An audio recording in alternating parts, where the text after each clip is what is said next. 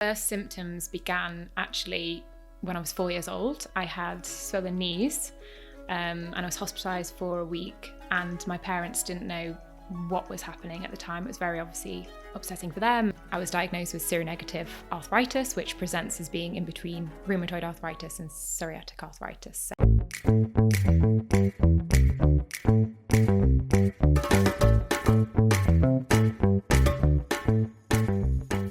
This is Catch-Ups in My Kitchen, the catch-up you need every week in order to look, feel and be the best version of yourself. Join me in my kitchen every week as I speak to a new guest about all things food, health and wellness. Whether it's a specialist in their field, an inspiring story, or just a big girly catch-up full of all the recommendations, tips and advice. In my kitchen, we talk about it all. Hey guys, and welcome back to another exciting episode of Catch-Ups in My Kitchen with me, Georgia Simmons, host of the podcast. In my kitchen this week, I am joined by Emily, also known as the Arthritis Foodie, and we go into her journey of living with arthritis. Emily was diagnosed with arthritis at the age of 20, which actually is quite young for someone to have arthritis, and we talk about the changes that she made to make living with arthritis bearable. She follows an anti-inflammatory lifestyle, so we go into that in a bit more detail. And honestly, her journey is amazing. She's the author of 2 cookbooks, so we talk all about food, the choices that she makes, and how she lives her life. Now, before we get into talking to Emily, I want to ask you guys for a really quick favour. Do you mind clicking that follow and subscribe button wherever you're listening? I am on a mission to reach 1,000 subscribers on the podcast platforms, and people don't think about clicking that button, and it means the world for the growth of the podcast. We are growing, it's super exciting, but to continue growing, I need to get to 1,000 subscribers. So please, could you click that button? It would really mean the world. Now let's go and join Emily in the kitchen. Emily, welcome to my kitchen. How are you? I am doing absolutely great. Thank you for having me. You're so welcome. Do you mind giving a quick elevator pitch, who you are and what you do?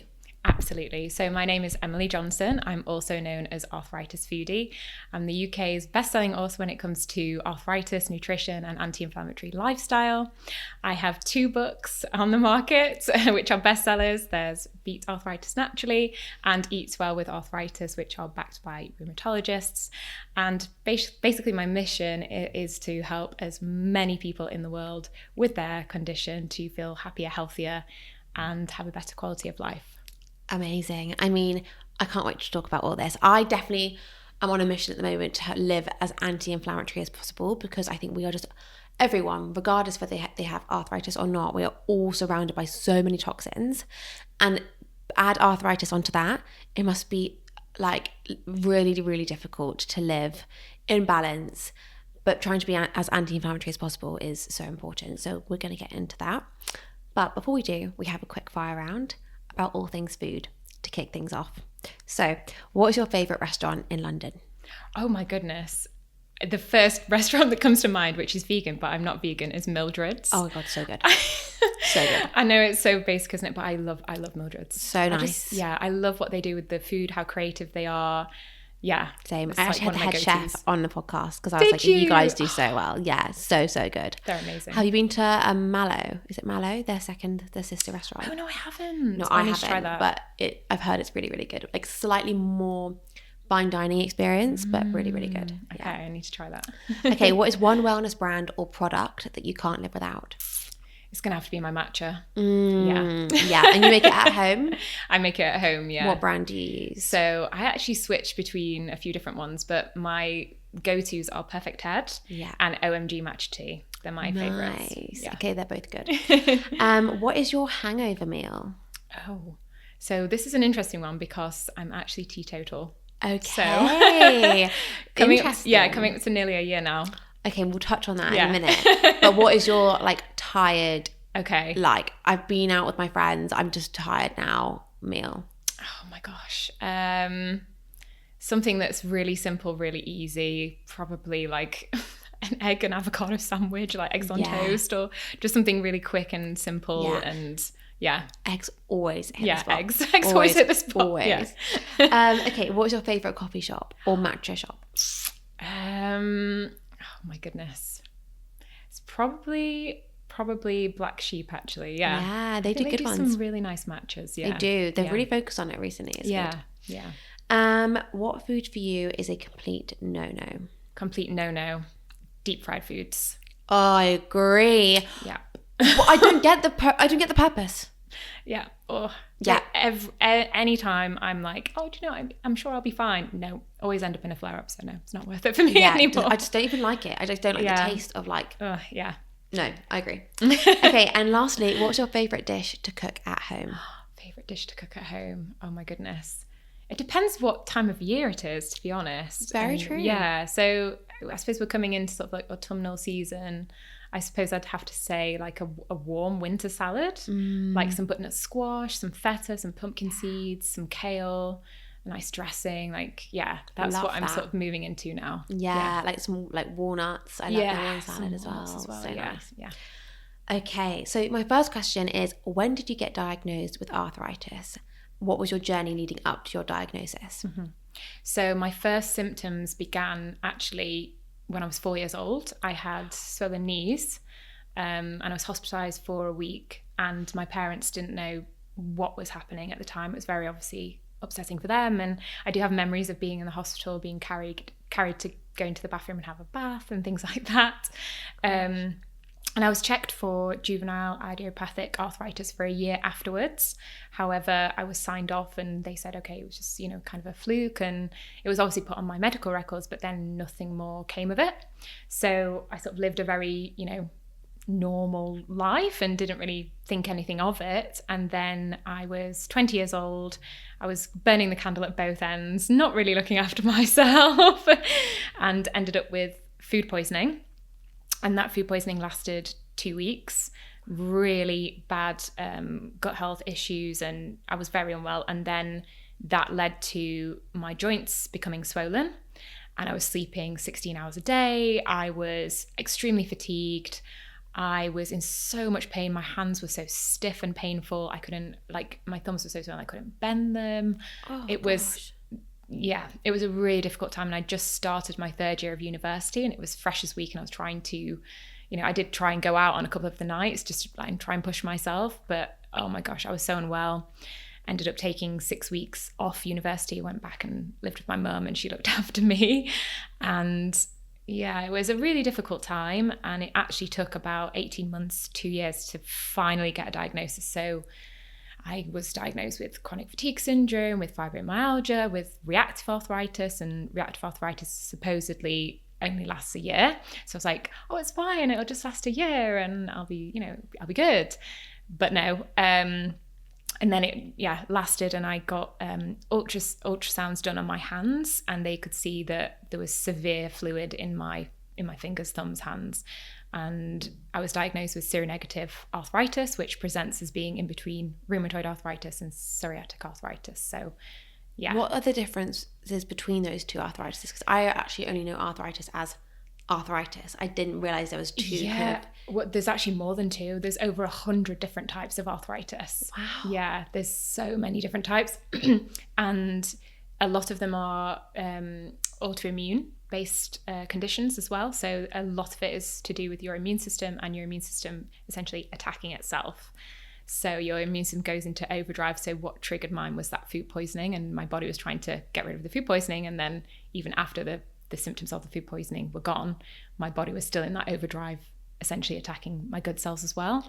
So yeah, it's mad. Yeah. And I just, when I was told, I had arthritis, I just was so embarrassed and ashamed, and didn't really understand that it could happen to someone as young as I was at the time. So yeah, because you do think arthritis comes with age, right? Yes, absolutely. But it doesn't. No. So why is that a thing? Why does it, I guess, more typically come with age versus we don't hear as much of younger people having it? So why is that? Yeah, so arthritis is a group of conditions whereby inflammation is actually quite central to it. So even things like osteoarthritis, people don't necessarily associate inflammation with osteoarthritis. They just say, oh, it's just wear and tear. But actually, no, there is a low-grade inflammation in the joints of people with osteoarthritis.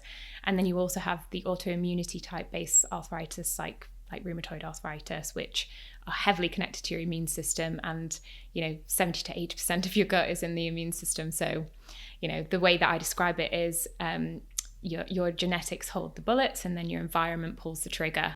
This episode is sponsored by Callow. Now, I have gymmed 6 days a week for as long as I can remember, and I've always eaten healthily. But recently I felt really stagnant and wasn't really feeling my best. And that is because just eating healthy isn't enough. You've got to make sure everything is balanced by an expert. How much protein are you having? How many carbs are you eating? Are you having enough variety? And is all of this going to achieve your desired health and fitness goal?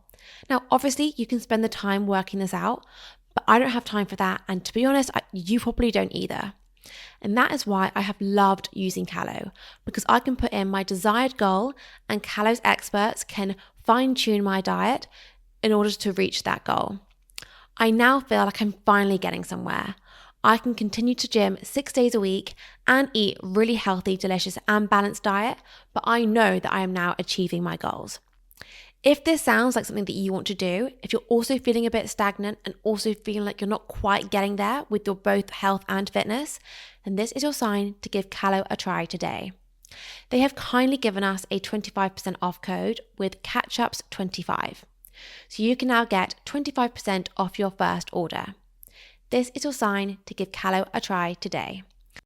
This one simple thing has completely changed my life, and that is mouth taping. I have never been one to prioritize sleep, but in January I started mouth taping and my sleep and my productivity skyrocketed. The deep restorative sleep you get from mouth taping is completely insane. Nasal breathing is the way we should be breathing at night, and mouth taping really, really promotes this. I wanted to bring it to more people, so I started Healthy Habits to bring you a luxurious and aesthetic mouth tape that you can use every day and feel proud to use. If you're intrigued on the benefits or want to give mouth taping a go, this is your sign to do so. Click the link in the show notes and use the code CATCHUPS20 to try mouth tape today. I promise you will never sleep better, and just thank me later. Now let's get back to the episode.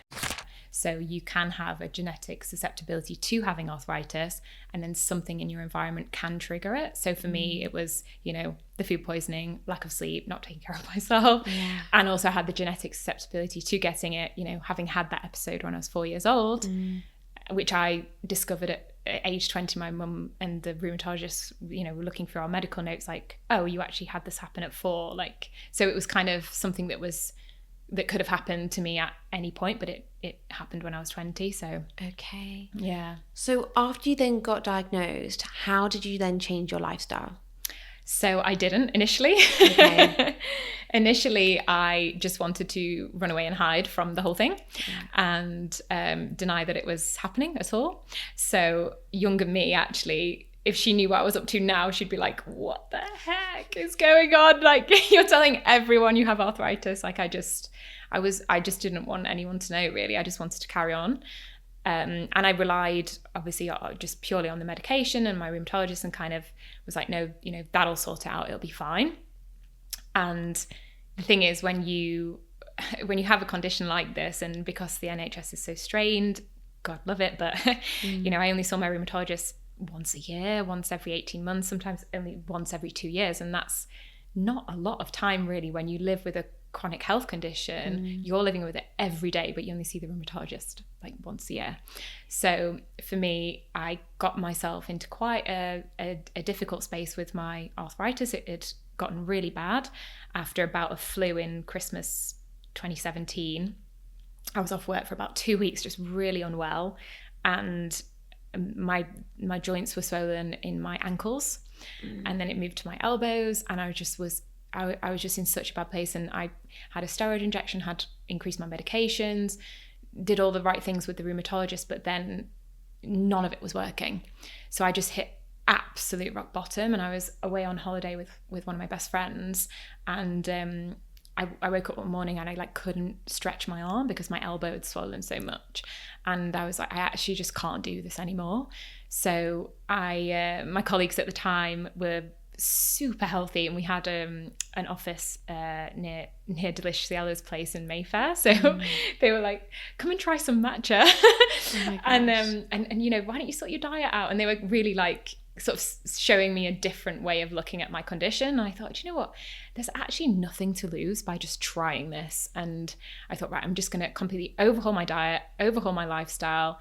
And I started blogging about it on Arthritis Foodie and just started putting my recipes out there, and it started to like massively make a difference in my energy levels, in my joint health, everything. And I was like, oh my goodness, there's definitely something in this. Wow. When you say change your lifestyle, what was your diet like before the overhaul? Yeah, so it wasn't like uber unhealthy, but it wasn't the healthy kind of food that I eat now. So it was very sort of, I sort of ate to live rather than live to eat. I kind of just I live to eat. yeah. Now I do, and I absolutely do, knowing the impact it has on me. But at the time, probably, gosh, what kind of things did I make? I used to make like homemade vegetable lasagnas, but then I'd also like shove like fish fingers in the oven, and like peas and broccoli. I used to have like Weetabix, but like sprinkle sugar on top with milk, and that was it. Like no fruit, Fine. Like I'd occasionally have a banana, but I really wasn't thinking nutritionally at all. It was just like grab a sandwich and a packet of crisps. Yes, all of that, like meal deals, things like that. Like I was just very not conscious of what I was putting into my body. Yep. Okay. Yeah. Wow. It's so fascinating. So what does living with arthritis look like for someone who's like, okay, I hear you're swollen, you can't move some of your fingers and your elbows and things like that, but like, what are some of the kind of, not daily struggles, but maybe, and when you're having a flare-up, daily struggles that you would suffer with? Yes, so it can vary from person to person, ranging on sort of the type of arthritis that you have and, you know, where you are in your journey of it. So I would say that when you first get arthritis, that's when my symptoms were the absolute worst possible that they've ever been. So lots of fatigue, of course, like swollen joints, stiffness, pain, swelling, and you just don't want to do anything. You don't want to move, you don't want to go anywhere, and you just don't feel like yourself at all. So there's that kind of beginnings of arthritis where the symptoms are really bad, and then once you sort of figure out your medications and change your lifestyle and diet, and things start to move and get a bit better, then it's a case of managing your day-to-day and knowing what your trigger points are for potentially getting flare-ups and things like that. And sometimes you can control the flare-ups and sometimes you can't, and it's not just food, it's you know, your stress, it's your sleep levels, it's how much exercise you've done, it's the whole holistic picture of an anti-inflammatory lifestyle. So for me, if I, you know, am in a very stressful situation or I've not had enough sleep, then I'm more likely to get a flare up. So that can present as, you know, just like really achy, stiff joint and just feeling like lethargic. And I'll just go, do you know what? I accept today is just not going to be a full 100% Emily Johnson. She's here, you know, she's maybe not fully there today. So, you know, I'll just do all of my flare-up toolbox. I might have a bath. I might get my CBD oil and rub that into my joints, you know, have an early night, read a book, you know, whatever it is to just get through that flare-up, knowing that I will be okay and it will pass. And it won't last for, you know, for weeks and months, because I know how to handle them now. Whereas before, you know, I had flare-ups and they would last quite a number of weeks. So, yeah. And what causes a flare-up? Like, what are some of the things that you just avoid? I mean, we mentioned kind of like fried food as one of them earlier. But what other things are like, what else do you avoid? Yeah. So again, this can vary from person to person, but for me, deep fried foods is definitely one. Certain types of dairy for me is definitely one. Alcohol as well. I mean, I'm teetotal now, so it doesn't bother me as much, but alcohol is definitely one for me. And then so that's sort of like food nutrition wise, but then also if I'm going through a really stressful period, I have to be very mindful of that, because that can cause flare-ups as well. So it depends on what I'm up to and what I'm doing, but typically they're like the main ones that will put me in a flare-up. And sometimes as well, I'll even know these things and then maybe not always adhere to it. Like, for example, I was in New York, and I was like, oh, I'm in New York, I've got to have a New York pizza, like I've got to try a New York pizza. And my partner at the time was like, yeah, but and I was like, yeah, but it's fine, I'll just have a couple of slices, I'll be fine. I wasn't fine, because it's like really ultra processed dairy, and I know that's one of my triggers, and I ended up in the worst flare up. Was really poorly, had like gut health issues, my joints were swollen, and that flare up actually lasted, gosh, like it took me about 6 weeks to get that flare up down, and I was like, it's not worth it. So now I'm like, I'm never doing that again. That's the thing, we know in ourselves. A small example for me is like, I'm great on 1 coffee a day. 1 is good for me. But sometimes, when you get the taste for it, you're like, oh, that went down too quick. I want another one. I have another one, and I'm like, I get jittery. I just can't. I absolutely can't have it. So I know, just have a tea. Just have a peppermint tea. Have another hot drink. Just do not have. I can have a matcha actually, but I'm like, just do not have another coffee. And like another one for me is dairy. Like, oh no. Greek yogurt, fine. Yeah. Other dairy, no. I just can't have it. Like, even now the smell of it, I literally can't even smell it. Like, it's just a big no. Yeah. And now you know that. It's like, why would you even bother trying? Because you know it's not worth the result. Yeah, absolutely.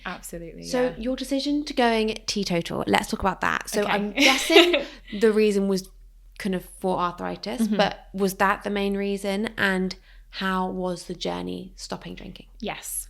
So I wasn't drinking much anyway because of the medications that I'm on for my arthritis. So I'm still on my medications, but doing this has helped the medications do a better job, in my opinion.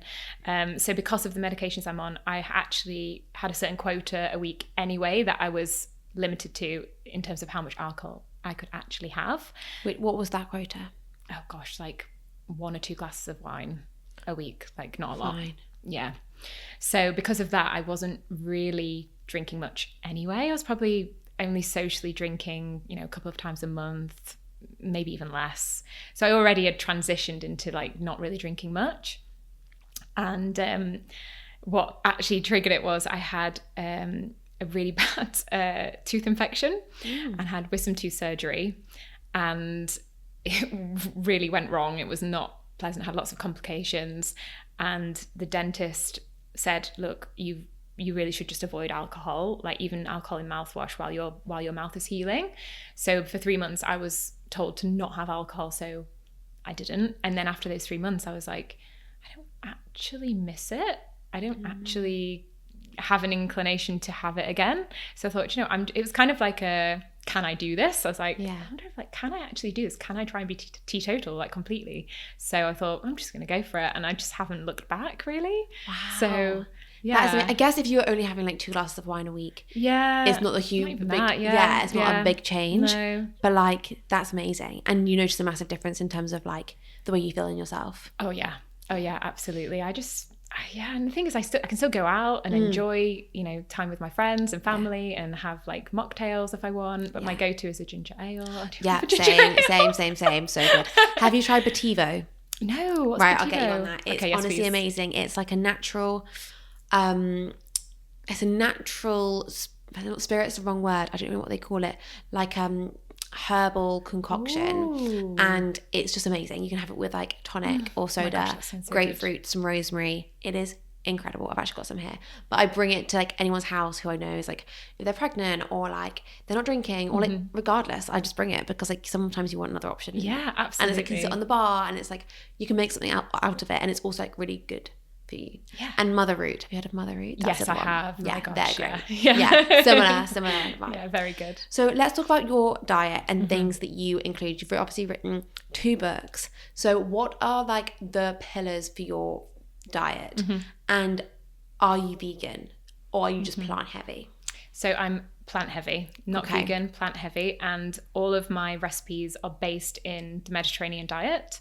So you've got, lots of amazing plant-based foods, lots of fiber. You've got your plant phytochemicals, your spices. You've also got, a lot of fish. Omega-3 is so important, and it's actually something that I supplement with every single day. And I do notice a difference in my joints being on omega-3. So yeah, lots of fish, lots of extra virgin olive oil. So good. Yeah, and then small amounts of like chicken as well. And you can also have a little bit of red meat, but red meat can be a bit of a trigger for me, especially ultra processed red meat. That's like a no for me. So so yeah, Mediterranean diet is like one of the most healthful anti-inflammatory diets that's backed in research and science. So that's the one that I kind of go with the most. Yeah.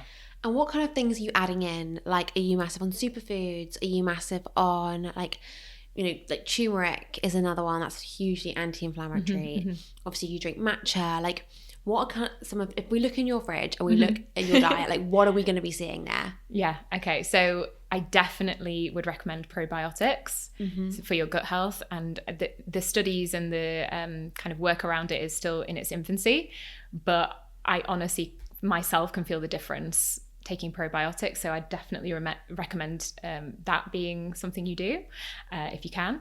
I do love my superfood powders. Yeah, I'm a big one on those. So I do have raw cacao powder that I love putting in my overnight oats. I have spirulina as well.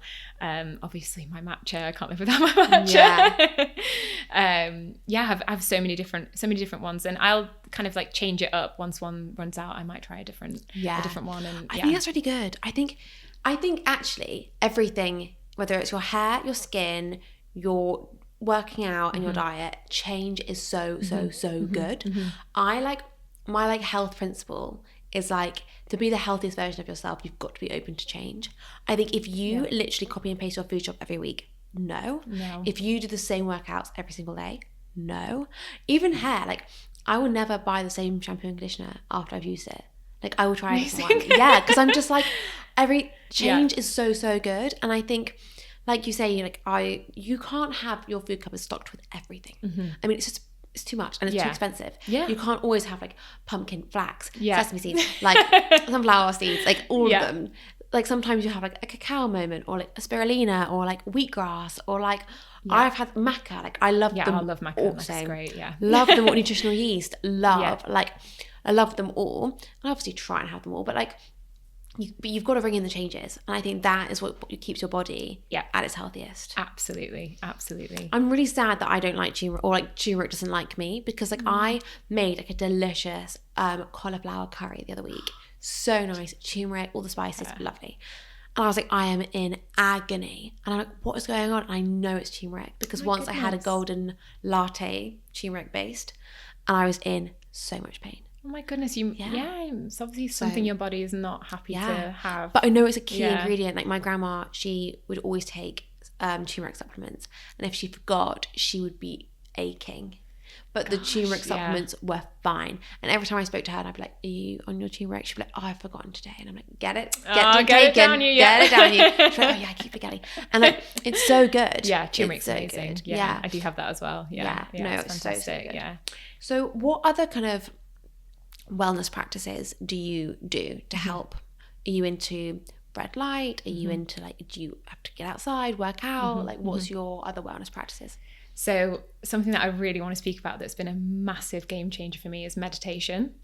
And I used to sort of dip in and out of meditation and do like 10 minutes here and there every couple of weeks, and never really dedicated much time to it. And then in March this year, I don't know what it was, but I was like, I'm just going to really give this a proper go. I think because it was my third wisdom tooth surgery in 6 months, and I was like, I can't cope with this pain and lack of sleep. I need an out. I need a way to cope with this. So I looked at like chronic pain meditations on YouTube and gave one a go, and it honestly helped so much. And I also did one for period pain, and during that meditation my heart rate went down to 39 beats per minute. It was wild. It was so mad. And I was like, oh my gosh, like I was just like so relaxed. And then afterwards my period pain did subside, and I was like, gosh, I think there's actually something in this. So ever since March this year, I've been meditating twice a day, and it's changed my life. It's honestly changed my life. It's the best thing I've ever done for my health and well-being. I am so impressed. Because it's so simple. It's so simple. It's free. And it's free. You can just do it on YouTube. Yeah. Wow. Yeah. I need to practice this more because I am really bad at sitting still and taking a minute. Like I am like, oh, I should do this, that, and the other. Like I always say to people, someone could steal my sofa and I wouldn't notice because my dog sits on it more than I do. So like for me, I used to, what's the app? Calm. I had Calm. I used to sit on the edge of my bed and just be like, right, come on, 1 minute, 2 minutes. And I used to really, really try. And I could not do it. So it's a real art though. Yeah, it's a muscle. I say it's a muscle. It's something you've got to work on, practice and keep going. And also it won't happen straight away. The way that I meditate now is so much more improved than when I was meditating in March. Like it is something you develop and your brain gets better at it. And also it's okay if the thoughts come. People think that when you meditate, your brain just like goes blank and you don't have thoughts. You still have thoughts. You just witness them. You just witness them and you know that they're there. And also another trick is I do it in bed. So I do it first thing when I wake up. I'd fall back to sleep. I'd be like, oh, that's nice. It depends. Yeah, I mean, it depends if you want to fall back to sleep. There are some meditations that I do to that, to get an extra half an hour or whatever. But I tend to do ones that are like positive, how you want to set up your day kind of thing, positive affirmation based, like anti-anxiety, self-love, like all of that kind of stuff. And I'll do like a 10-minute, 15-minute or 30-minute lying in bed. So I've still got my eye mask on, my earplugs in, and I'm just like, have it next to me. Nice. And I also do it at night in bed as well, right before I fall to sleep. So I'll read and then I'll do either 10 minutes, 15 minutes or half an hour. And typically if I choose one of the longer ones, like a 3-hour meditation, I'll be asleep within 20 minutes. So, and I won't actually hear the end of it. Oh my gosh. Yeah. That is so amazing. Meditation like that. Yeah. I wouldn't expect you to say that one. Yeah. What other wellness practices? Gosh, I have to get outside every single day, no matter what. So I'll always go for a walk at lunchtime after eating, which is really good for your digestion and also really good to just be in nature, get some exercise, get some steps in. That's something that I absolutely won't compromise on. Even if it's raining, I'm out and getting outside. Yeah, so good. Yeah, so that's another one. Finding movement that means something to you and helps you. So for me, that's yoga. Again, there's a lot of breath work in yoga, strength, using your body weight, things like that. So yoga's a massive one for me. I also swim as well. So my dad took us, my sister and I, swimming lessons every Saturday, like from a young age. So it's something that's sort of been instilled into me. Yeah, so but nice. I love it because when you're in the pool, all you're thinking about is what your arms and legs are doing and your breathing. Yeah. And it kind of is another kind of form of meditation because you're not thinking about anything other than swimming. The breath seems to be a common theme. Yeah. It's like breath work, meditation, swim, like it's all kind of linked to the breath. Yeah. What about other kind of like more extreme wellness practices? Have you kind of experimented with like red light therapy or any of those things to kind of like help with symptoms? Yes, I have. So I recently started trying compression therapy and the lymphatic massage. And it's so amazing. Yeah. I absolutely loved it. And it has the potential benefits of reducing your inflammation, stiffness, swelling, and giving you that comfort. So a lot of people who have arthritis listening to this may already know and have heard of compression therapy gloves, socks, things like that, things that you can wear on your body and on your joints to give you some relief and help your pain. So I have those at home anyway, and effectively a lymphatic massage, compression therapy is just like a big version of that. And it looks like you're in a snowsuit, you know, it's pulled up to the top and there's pressurized air and it feels fantastic. And yeah, it definitely helps with the pain because I am in pain every single day in different strengths of it. Really? Yeah. And it's been, I'm so much better than I ever was in terms of my pain levels, but it is quietly there, you know, so it's managing that, and things like compression can really, really help. I have also tried red light therapy, really felt some benefits of that, but there's not too much science around that area as of yet, but in terms of cellular energy, it can really help. So if you're struggling with fatigue especially, that can give you a boost and give you some support.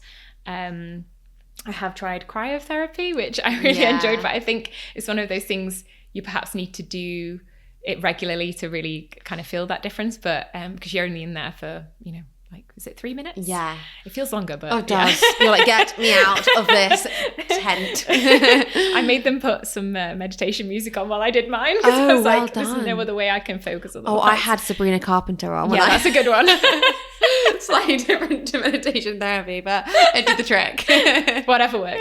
Yeah, Whatever literally. But I guess these are like the cherry on top. You've got to get the fundamentals down first, and then you can add on those like next level. Yeah. But like diet and like, I guess I was kind of gonna say, like, what is like the one thing that massively changed the game for you in terms of managing your symptoms? I am going to say meditation again. Yeah. Like, honestly, it's improved my sleep no end. And sleep is so essential when you have a chronic condition, especially based on inflammation. Your body needs that rest. But it's so hard to sleep when you're in pain. Your joints are hurting, you're feeling stiff, you're feeling fatigued. Even though you're feeling fatigued, you can still find it hard to fall to sleep. So meditating every evening, that's honestly made such a huge... I'm just like, meditation, but no, but like, honestly, it's so great. I think I do made a huge difference. And let's touch on the books, because there's so much kind of backing and science and like references and nutritional support on these books, as well as you going on your own nutritional journey, which we'll touch on. But like, how was the journey of writing these?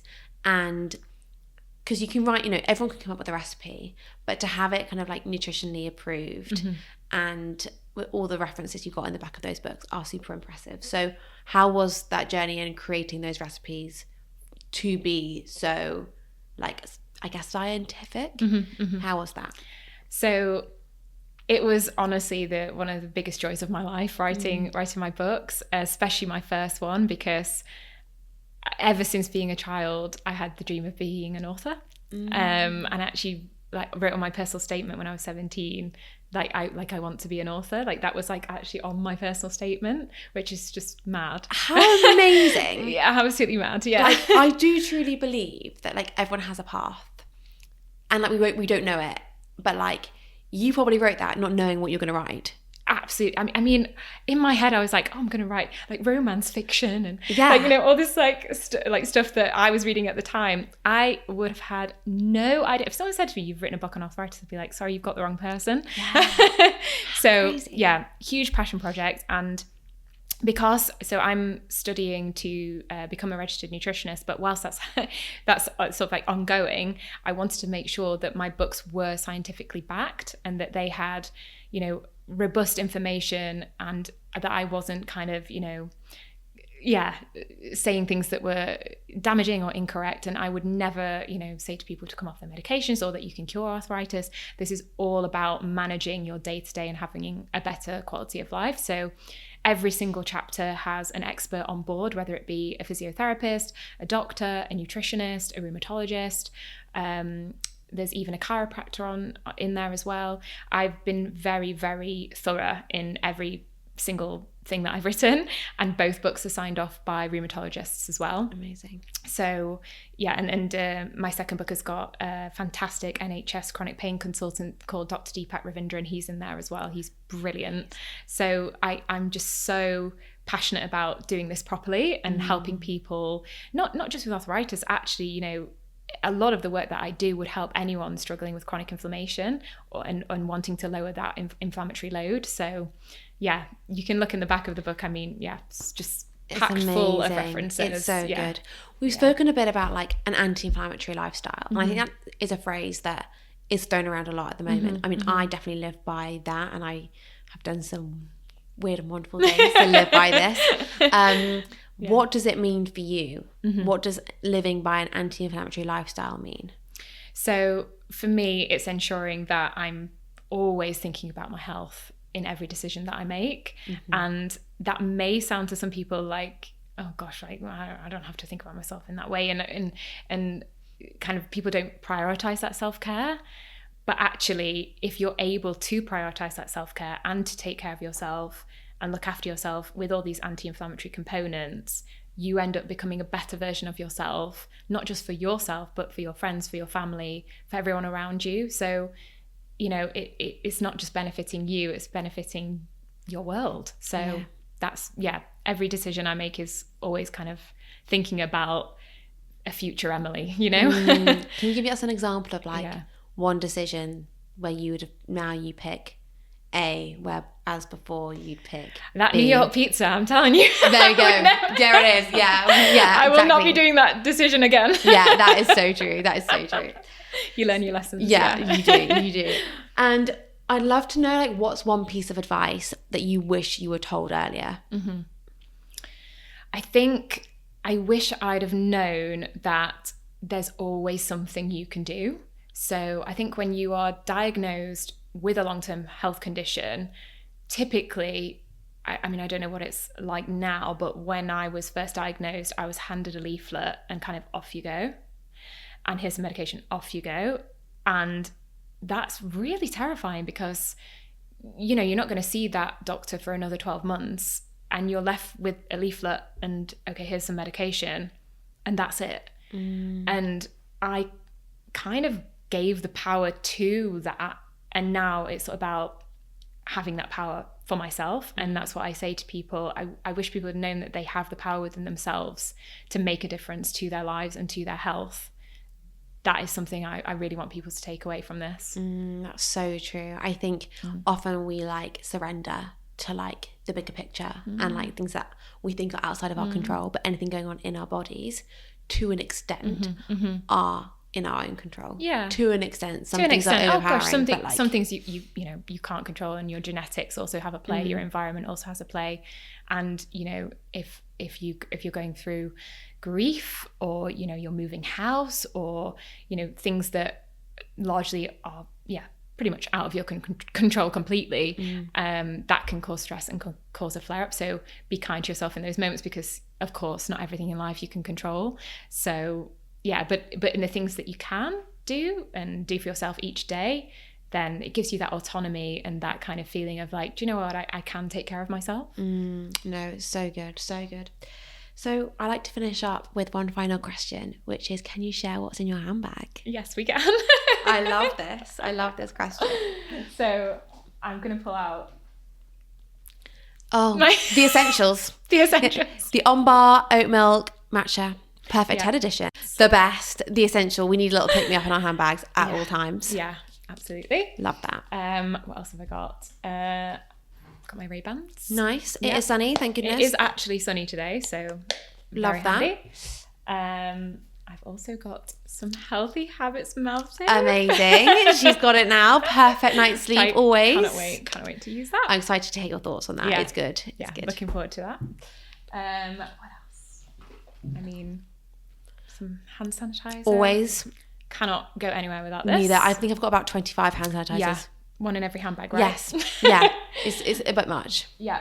I also have, I mean, these are very messy, but I also have some. She's clean. She needs to be clean at all times. This is because I'm really clumsy when it comes to spilling things on the go. So fine. Yeah. She's prepared. I will, deal with that. Yeah. Love. We also have some mints, because you never know. I'm more of a mint girl than a gum girl, personally. Yeah, I don't like chewing gum. No, neither. It's not a thing. No. Also, it makes your brain think you're going to eat. Yeah, it's not good. When I knew the biology behind it, I was like, actually, that's not good. Yeah, so then your body starts producing all the enzymes and all for of digestion. That. Yeah, so it's actually better to not have mint. Yeah, agree. Tissues, because winter season. I love it. Never know. We've got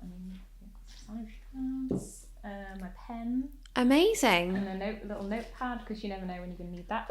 Pen and paper. Hair bubble, scrunchie. Never know when I'm going to need that. This is a good girl bag. Yeah, my headphones. Nice. Snazzy case. I love it. Perfect. Well, Emily. And lipstick as well. Oh yeah, love that. Yeah. Thank you so much for joining me in my kitchen. It's been so lovely to have you. I love the books. I love what you've done. And like the fact that you can make yourself feel better every single day is like such a superpower. So I love it. Thank you for joining me. Thank you so much for having me. I've enjoyed it so much. Thank you guys so much for listening, and I really hope you enjoyed the episode. Next week, we are joined by the founder of a brand called Killer Vanilla. They have got a product which helps you curb your cravings. So in this episode, we're going to talk all about cravings, what they mean, why we get them, and how we can stop them. If this is a bit of you, click that follow and subscribe button so you are reminded when the episode goes live. As I mentioned earlier, I'm on a mission to get to 1,000 subscribers, so please click that button. It truly means the world. Thank you guys so much as always, and see you next week.